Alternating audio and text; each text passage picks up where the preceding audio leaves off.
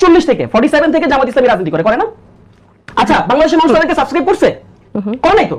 কিন্তু তারা কি এই যে মানব রচিত সংবিধান বাতিল করতে হবে, আল্লাহর আইন প্রতিষ্ঠা করতে হবে, এই কথাগুলো বলা ওই সময় থেকে বলে, তারা বলে না?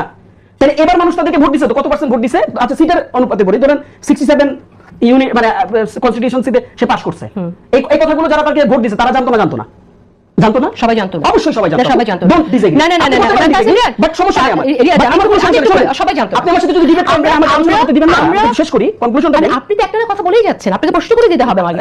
আপনি যে বলছেন এখানে না সেই পার্টিকুলার প্রশ্ন আমি করছি। আপনি বলছেন যে মানুষ জানতো। হ্যাঁ, মানুষ আসলে সবাই স্পষ্ট না জামাতের রাজনীতির ব্যাপারে। কারণ হচ্ছে যে জামাত এক সময় বলছে তারা গণতান্ত্রিক রাজনীতি করে, মানুষ জানে না? ইসলামী রাজনীতি করে, কিন্তু আবার আরেকজন বলছে জামাতে আপনার টকশোতেই কিন্তু আপনারা বলছেন, আপনার টকশোতেই আপনাদের টকশোতেই আপনারা অসংখ্যবার আলোচনা করছেন যে তারা ইসলামের নামে, তারা শরিয়া আইন কায়েম করার নামে, আল্লাহর আইন প্রতিষ্ঠা করার নামে মানুষের কাছ থেকে ভোট নিচ্ছে। না, আমরা আলোচনা করেছি, জামাতের নেতারা তো এগ্রি করেনি সব সময়।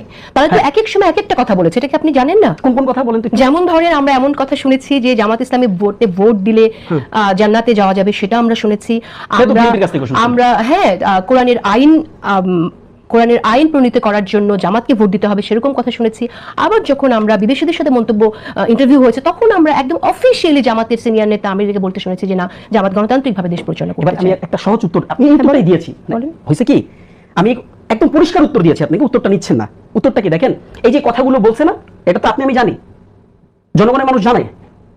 সমস্যাটা কি জানেন? সমস্যাটা হচ্ছে জনগণ যদি তাকে প্রত্যাখ্যান করে ভোটের মাধ্যমে, তাহলে তার আদর্শকে সে এগ্রি করতেছে না। That's it.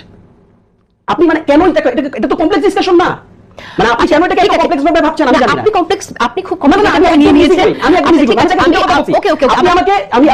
আমি যে দুইটা কথা বলছি এটাই ফ্যাক্ট।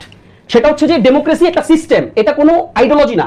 Not my word. ওকে, ঠিক আছে, আমরা বুঝে গেছি। জামাতের ইসলামী রাজনীতি একটা আদর্শ। জামাত ডেমোক্রেটিক সিস্টেমকে এগ্রি করছে, তার আদর্শিক মেসেজ মানুষের কাছে দিচ্ছে, ভোটের জন্য মানুষের কাছে যাচ্ছে।